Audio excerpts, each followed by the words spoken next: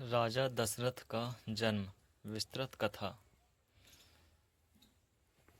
सूर्यवंश की परंपरा। अयोध्या नगरी सूर्यवंश की राजधानी थी। इसी वंश में पहले इक्ष्वाकु, फिर सगर, अंशुमान, दिलीप, रघु और उनके पुत्र राजा अज हुए। राजा अज अत्यंत धर्मपरायण, वीर और न्यायप्रिय राजा थे। राजा अज और इंद्र की परीक्षा। एक दिन राजा अज स्वर्ग के पुष्पों से बना एक दिव्य हार धारण किए थे। उसी समय देवताओं के राजा इंद्र ने उनकी परीक्षा लेने के लिए एक अप्सरा भेजी। हार भूमि पर गिर गया, जिससे राजा अज को क्षणिक दुख हुआ।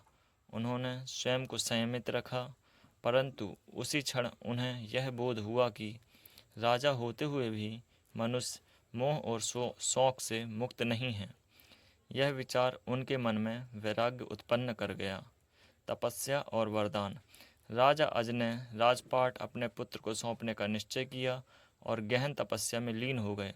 उनकी तपस्या से प्रसन्न होकर ऋषियों और देवताओं ने उन्हें आशीर्वाद दिया कि तुम्हारा पुत्र महान, तेजस्वी और धर्म की रक्षा करने वाला होगा। तुम्हारे वंश में स्वयं नारायण अवतार लेंगे। दशरथ का जन्म। कुछ समय बाद अयोध्या में एक शुभ घड़ी आई। राजा अज और रानी इंदुमती के यहाँ एक पुत्र का जन्म हुआ।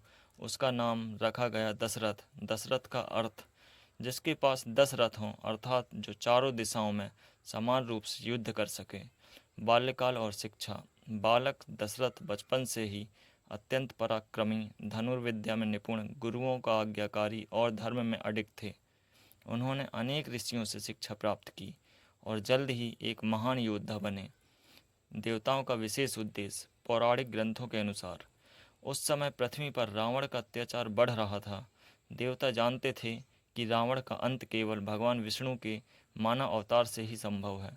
इसी कारण उन्होंने दशरथ जैसे धर्मात्मा राजा का चयन किया, ताकि भगवान श्री राम उनके पुत्र रूप में जन्म लें।